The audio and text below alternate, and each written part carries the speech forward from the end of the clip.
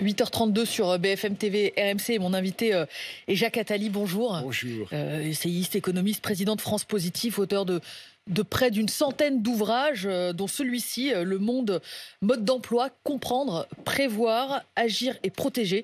Votre regard et votre recul sont précieux dans un moment de bascule comme celui que nous sommes en train de vivre, Jacques Attali. Sondage est là pour BFM TV, 62% des Français se disent inquiets de l'élection de Donald Trump. Ont-ils raison ? Oui, et c'est en même temps une chance, parce que être inquiet, ça veut dire prendre conscience des risques qui seraient arrivés quoi qu'il arrive, parce que il faut regarder l'histoire longue.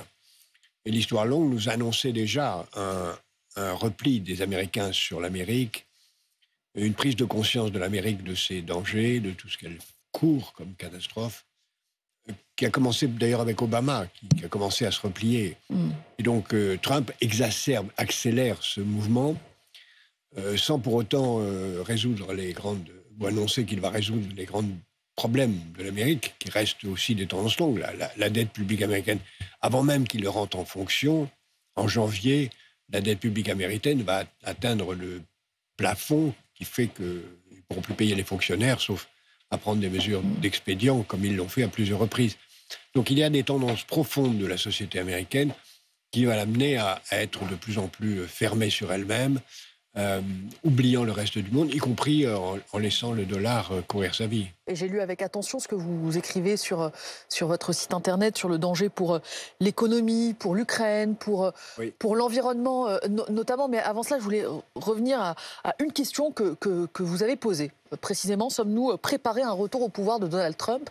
Et cette question, vous la posiez il y a 2 ans et demi dans un texte prémonitoire que vous aviez publié et dont je vais vous relire ici quelques lignes, puisqu'il est toujours disponible ce texte sur votre site. Un Trump président en 2025, vous écriviez cela le 25 mai 2022. Je précise pour ceux qui nous écoutent. Un Trump président en 2025 serait très différent de ce qu'il a été la première fois. Il aurait tout pouvoir sur les 2 chambres de l'exécutif, écriviez-vous, sur la Cour suprême et sur l'essentiel des médias. On peut dire sans excès que les États-Unis auront cessé d'être une démocratie. Pour vous, à l'heure où l'on se parle, l'Amérique n'est plus une démocratie ? Oui, c'est pour ça que j'ai alerté dans cet article qui est paru dans Les Échos, en effet, il y a plus de 2 ans, en disant commençons à nous y préparer. À l'époque, ça n'était qu'une hypothèse, et aujourd'hui, c'est une réalité. Malheureusement, on n'a pas fait ça, on ne s'y est pas préparé. On ne s'est pas assez préparé ? Non, pas du tout, on ne s'est pas préparé du tout à cette hypothèse. Les États-Unis, si on s'était préparé, la meilleure préparation eût été de se lancer d'urgence dans la construction d'une armée européenne, d'une industrie de la défense européenne, de se doter les moyens de ne pas dépendre des États-Unis en matière militaire. On ne l'a pas fait du tout, même si on l'a fait de façon homéopathique. Ce n'est pas une démocratie, non. Quand vous avez un président qui a tout pouvoir, qui a laissé entendre, est-ce qu'il le fera ou pas, que c'était la dernière... Il a dit c'est la dernière élection présidentielle.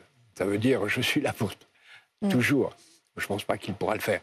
Mais quand il donne plein pouvoir à un complotiste sur la santé, à un industriel de génie, mais qui a décidé de détruire officiellement, enfin de remplacer le tiers de la fonction publique américaine et de réduire d'un tiers le budget américain, ce qui n'est impossible sans mesures véritablement antidémocratiques. Donc d'en finir avec, par exemple, le système de santé, le système qui va mal, le système éducatif, le système postal, enfin, peut-être même une partie de l'armée, c'est pas possible de faire ça d'une façon démocratique. Alors évidemment, le fait que Elon Musk soit là va donner aussi des moyens technologiques à une sorte de dictature démocratique, parce qu'il a en effet tous les pouvoirs parlementaires qui vont masquer ça sous le couvert d'une démocratie. J'aimerais qu'on examine, Jacques Attali, un par un les risques et les sujets pour la France, pour l'Europe.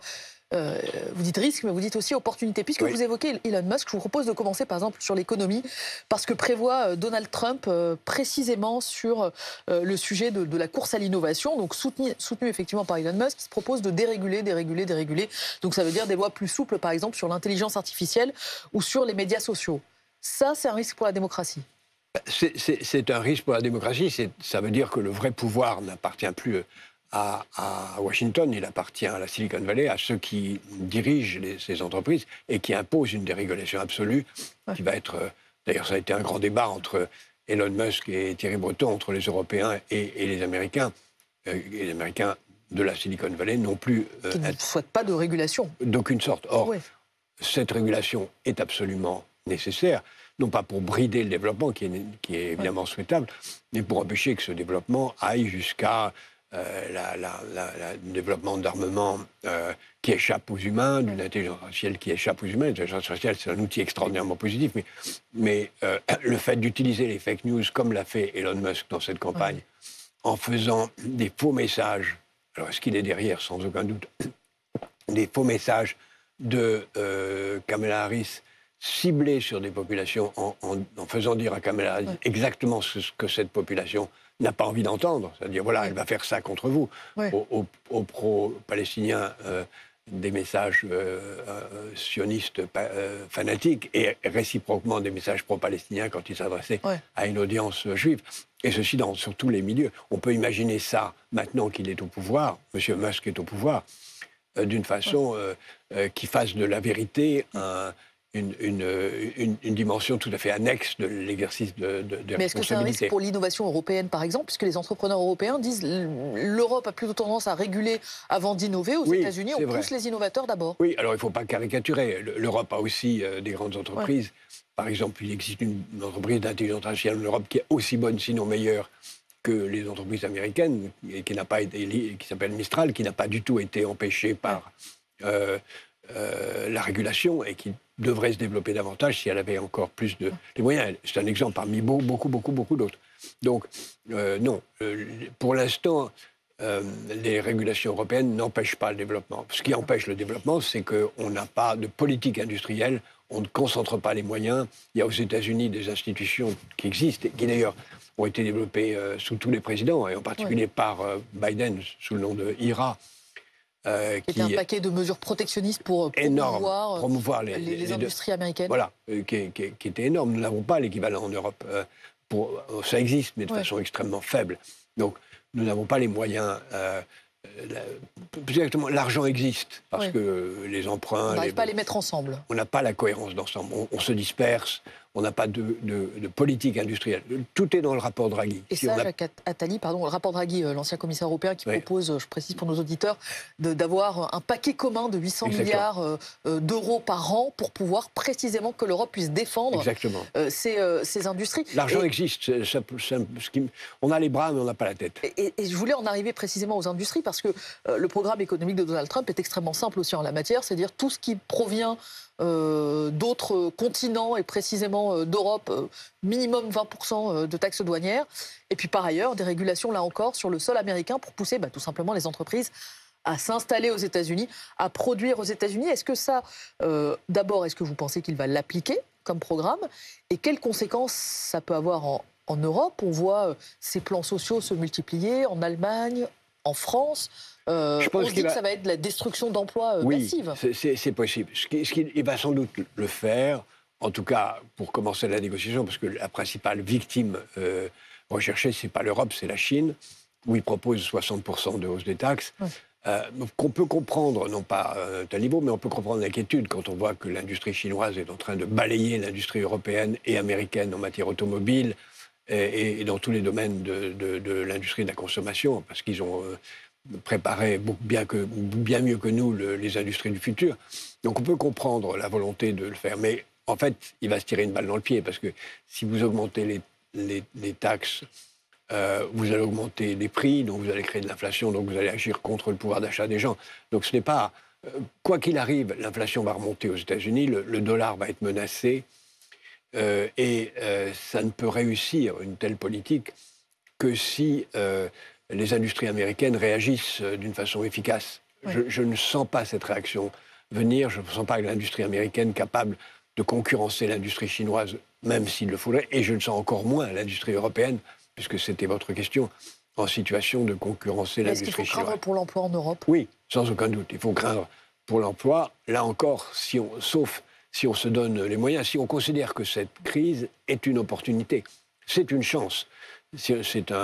C'est ce qu'on appelle en anglais wake-up call. C'est l'occasion de se réveiller, de prendre conscience que nous sommes menacés par un déferlement de haut niveau de qualité technique d'objets de consommation chinois, pas seulement dans le textile, mais aussi dans l'automobile, mais qu'il faut réagir en produisant. Emmanuel Macron évoquait hier un réveil stratégique européen. Fondamental. Mais est-ce que l'Europe saura répondre d'une seule voix? Alors c'est ça. Parce qu'en Europe, il n'y a pas que des fervents défenseurs d'une Europe intégrée. Il y a aussi des partisans de Donald Trump qui, au final, s'accommodent très bien de dire nous, Hongrie, Italie, Pologne, on ira négocier avec Donald Trump en direct pour notre pays, pas forcément pour les 27. Non, en matière commerciale, c'est pas possible, sauf à sortir de l'Union européenne, puisque je rappelle que c'est une compétence communautaire. Mais l'Allemagne, par exemple, rechigne à mettre des droits de douane lorsque les productions européennes sont taxées. Ce n'est pas leur philosophie, par exemple. Ce n'est pas leur philosophie. La mauvaise nouvelle n'est pas l'élection de M. Trump, parce que je pense que quoi qu'il arrive, qui que ce soit qui eût été président des États-Unis, nous aurions eu des États-Unis beaucoup plus protectionnistes et beaucoup plus tournés vers eux-mêmes. La mauvaise nouvelle, c'est ce qui se passe en Allemagne. Une Allemagne qui est profondément en crise, puisqu'elle vivait des importations d'énergie russe et des exportations de biens de consommation et d'équipements vers la Chine et les États-Unis. Donc elle est extraordinairement vulnérable à la situation actuelle, fermée aux États-Unis, fermée en Chine, fermée en Russie. Or, un pays dont l'essentiel du moteur de la croissance, c'était les exportations hors Europe, ce qui n'est pas le cas de la France, et qui malheureusement, elle, est déficitaire, donc qui souffre d'un péril inverse, fait d'une Allemagne très vulnérable. Et aujourd'hui s'ajoute à cette vulnérabilité fondamentale de l'Allemagne une crise politique qui fait qu'on ne va pas arriver avant au moins dans un an à créer les conditions d'un accord avec l'Allemagne. Parce qu'il faut se rappeler que les élections auront lieu en Allemagne au mois de mars, qu'après les élections, il n'y aura malheureusement sans doute pas un parti qui gouvernera seul, il y aura besoin d'une coalition, et en Allemagne, ça prend beaucoup de temps d'établir une coalition. Il faut discuter, faire un gros livre qui définit toute la coalition. On voit d'ailleurs qu'elle ne tient pas toujours. Et ça nous met au plus tôt, au mois de juin de l'année prochaine. Donc on se trouve dans une situation de fragilité de l'Europe au pire moment. D'où, Jacques Attali, la tentation, la volonté d'Emmanuel Macron d'incarner le leadership européen face à Donald Trump. Est-ce qu'il peut y arriver? Est-ce que la dissolution n'a pas coûté aussi à la France sa voix en Europe et à l'international? C'est une des conséquences, parmi d'autres, très négatives de cette dissolution que j'ai toujours dit malvenue et inutile. Mais là encore, l'événement aurait pu se produire un peu plus tard, c'est-à-dire avoir lieu maintenant, parce que le gouvernement aurait pu tomber et se trouver dans cette situation. Mais il faut assumer le fait que, sauf une réaction très forte du peuple, qui a eu lieu aux États-Unis, pas dans un sens que j'aurais préféré, mais qui a eu lieu aux États-Unis. Les États-Unis se réveillent et disent maintenant ça suffit, on prend une direction, on est incarné par quelqu'un. Encore une fois, c'est pas ma tasse de thé, j'aurais préféré autre chose. Mais ils l'ont fait. On n'est pas en situation de le faire en Europe. Monsieur Macron est président, mais un président qu'on s'est affaibli et qui va bientôt être en situation de terminer son mandat. Donc, nous n'avons pas les forces nécessaires qu'il faudrait avoir.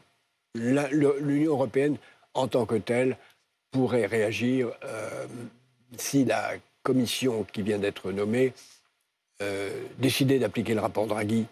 Elle a les moyens juridiques, les moyens politiques de le faire. C'est à Bruxelles que ça se jouera, ce n'est pas à Paris. Voilà, c'est à Bruxelles que ça se jouera. Un mot d'Ukraine. Donald Trump, pendant toute sa campagne, il a promis qu'il pouvait résoudre ce conflit en 24 heures, sans jamais expliquer concrètement comment il allait s'y prendre. Cette nuit, Donald Trump a échangé avec Volodymyr Zelensky. Le fait que l'un de ses premiers coups de fil soit réservé au président ukrainien, est-ce que vous y voyez plutôt un bon signe pour la résolution du conflit? Tout est possible. Il peut arrêter le conflit de plusieurs façons. Il peut arrêter le conflit en disant à partir du 26 janvier, je crois que c'est la date de son entrée en fonction, il n'y a plus une arme que je livre à l'Ukraine. Dans ce cas-là, l'État ukrainien s'effondre, parce que nous, Européens, ne sommes pas prêts à prendre le relais. Non, on est incapable de se substituer aux milliards américains et aux armes américaines. On est incapable. Malheureusement, on n'est pas monté en régime assez vite, assez tôt pour produire les armes. Et les Ukrainiens, on est incapable. Ils tiendront un peu, mais ils s'effondreront. Donc l'armée russe sera à la frontière tchèque. Et l'Ukraine deviendra un vassal une sorte de nouvelle Biélorussie, ce qui est un cauchemar absolu. Ça, c'est la première solution. La deuxième, c'est qu'ils disent, écoutez, je continue à livrer des armes, mais il faut arrêter, c'est pas raisonnable. Monsieur Zelensky, monsieur Poutine, mettez-vous autour de la table, le Donbass va être russe comme il est aujourd'hui, et on arrête les combats là où vous êtes aujourd'hui. Mais ça, l'Ukraine n'en veut pas. L'Ukraine n'en veut pas, mais si on la force, c'est ce qui se passera. De toute façon, à un moment, il faudra cesser le feu. L'Ukraine, aujourd'hui, veut l'intégrité territoriale, et on peut la comprendre. Si on avait pris une partie de la France, on ne peut pas dire autre chose. Mais je pense que, si j'avais à faire un pronostic, je pense que c'est cela qui se passera, c'est-à-dire non pas un traité de paix, mais un armistice durable sur les lignes de front. Ce qui veut dire d'ailleurs que les combats vont être de plus en plus sévères, parce que chacun voudra, d'ici à fin janvier, dans des conditions très difficiles de l'hiver, faire bouger les lignes de front pour les fixer au moment de l'arrivée de M. Trump au pouvoir. Jacques Attali, la question environnementale, dont il a été très peu question dans la campagne, Kamala Harris en a très peu parlé, sauf pour dire qu'elle n'interdirait pas le fracking, qui est une technique controversée d'extraction du pétrole. Donald Trump, plus connu, c'est un partisan des énergies fossiles, il fait peu de cas du réchauffement climatique, comme d'ailleurs les Chinois. Il y a une question qui va s'imposer à l'Europe, qui met en place un certain nombre de réglementations drastiques en la question. C'est est-ce que cela a un sens de continuer à être vertueux quand tous les autres ne font aucun effort? Là encore, c'est une des dimensions dans laquelle M. Trump et Mme Harris auraient fait la même politique, puisqu'elle-même a dit, pour des raisons bassement électorales en Pennsylvanie, qu'il ne fallait pas faire autrement que de continuer. Il n'empêche, cette politique suicide la planète. Nous sommes aujourd'hui sur une tendance à 4 degrés, non pas à 1 degré ou 2. Nous sommes sur une tendance de suicide Augmentation des températures de la planète. Et moi, dans le livre que vous avez la gentillesse d'évoquer, j'explique qu'il faut passer d'une économie de la mort à une économie de la vie en interdisant tout ce qui touche aux énergies fossiles. On en est loin. Sauf qu'on est minoritaire à porter ce discours aujourd'hui. Oui, mais les Chinois, qui sont aujourd'hui le principal consommateur de charbon, sont aussi le principal producteur d'énergie nucléaire et d'énergie renouvelable. Ils vont très très vite dans cette direction. Nous, les Européens, nous y allons aussi. Et curieusement, aux États-Unis, il n'y a pas que Washington. Il y a aussi une tendance de fond de développement des énergies renouvelables. Il y a une tendance de fond de technologies nouvelles. Menacé par l'élection de Donald Trump, Jacques Attali, ou pas forcément? Pas forcément. Les technologies... c'est ça Les États-Unis vivent toujours dans la mythologie commune de l'eschatologie chrétienne ou juive. On attend le Messie. De la mythologie du western, la cavalerie va venir nous sauver. Et là, la nouvelle cavalerie, c'est le progrès technique. Ils pensent en Amérique que le progrès technique va tout régler. Ça sera une partie de la solution, mais s'il n'y a pas une volonté politique, ça ne suffira pas. En Europe, on est plus sur la volonté politique, aux États-Unis sur la volonté technique. La Chine fait les deux. Ils font énormément de progrès technique. La voiture électrique va dans ce sens. Et quand ils construisent 12 EPR, quand nous ne sommes pas capables d'en construire 2, ils les construisent sur une technologie française, ce qui montre que c'est plus une question de développement pratique que d'innovation. Ça montre que, quelle que soit la politique, les tendances de fond continuent. Et les tendances de fond, c'est l'humanité est en train de se suicider, le progrès technique ne suffira pas, il faut attendre un réveil qui n'est pas près d'arriver. Et que vous appelez de vos voeux ce matin, Jacques Attali. Quelle leçon doit tirer la France aussi de la campagne américaine? On a vu une campagne très violente avec une logique de bloc contre bloc qui ne se parle pas. Est-ce une vue de l'esprit de se dire qu'en France, la logique des 3 blocs qui ne se parlent pas et qui peinent à trouver des points communs finalement se superpose à ce que l'on a pu voir dans la campagne américaine? Alors c'est plus que 3 blocs, parce que ce qui s'est passé aux États-Unis, c'est aussi une logique de communautarisme. Chacun dans son coin. Et chacun est fragmenté, beaucoup plus fragmenté encore. C'est ce qu'on a appelé les excès du wokisme, même si le wokisme est, de mon point de vue, quelque chose de très positif s'il va dans la direction de la libération des femmes et des mouvements des parties de la population qui avaient été brimés. Mais cet enfermement communautaire de chacun des groupes qui ont été martyrisés a créé... Vous le voyez en France aussi? C'est un risque. C'est un risque. On voit des risques communautaires, on voit des partis politiques qui jouent de ces fragmentations communautaires beaucoup plus profondément qu'aux États-Unis même. Et rien ne se résoudra si on n'est pas capable de recréer une vision française, un projet français qui rassemble au lieu de juxtaposer des groupes divisés. Et vous reviendrez nous en parler de comment la France peut réussir sa prochaine élection présidentielle. Merci Jacques Attali d'être venu à ce micro ce matin. Il est 8h52 sur BFM TV et RMC. Je vous souhaite une très bonne journée à vous ainsi qu'à tous ceux qui nous écoutent.